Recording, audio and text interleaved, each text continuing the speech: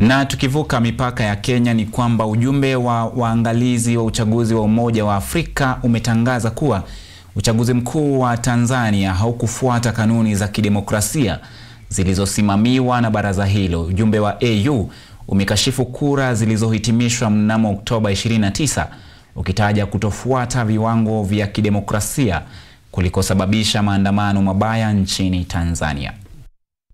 Ujumbe wa waangalizi wa Umoja wa Afrika ni wa hivi punde kutilia shaka uchaguzi mkuu nchini Tanzania, ukitaja kuwa ulishindwa kukidhi viwango vya kidemokrasia na kusababisha maandamano, ghasia, uharibifu wa mali na vifo.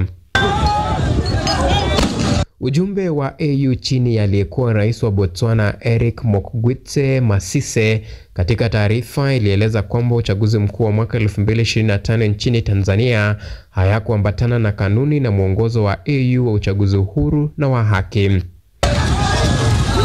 Kulingana na taarifa ya ujumbe wa waangalizi wa Umoja wa Afrika, walishuhudia wapiga kura wakipewa kura nyingi, huku baadhi wakiruhusiwa kupiga kura bila kitambulisho kudhibitisha kama wamejisajili kama wapiga kura au la, huku waangalizi wake wakizuiliwa kufuatilia hesabu za kura na kutilia shaka uhalali wa matokeo ya uchaguzi huo.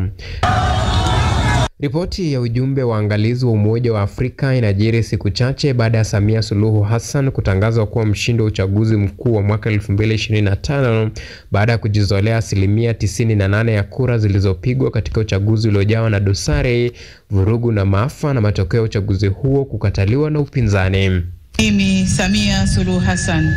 Umoja wa Afrika ni shirika la kimataifa la waangalizi wa uchaguzi mkuu Tanzania wa hivi punde kutia dosari uhalali wa uchaguzi huo baada ya SADC na Umoja wa Ulaya kutangaza kuwa uchaguzi mkuu wa Tanzania wa mwaka 2025 ulishindwa kukidhi viwango vya kidemokrasia vya jumuiya hiyo kutokana na vikwazo vya uhuru na ukosefu wa uwazi wakati wote wa mchakato wa uchaguzi.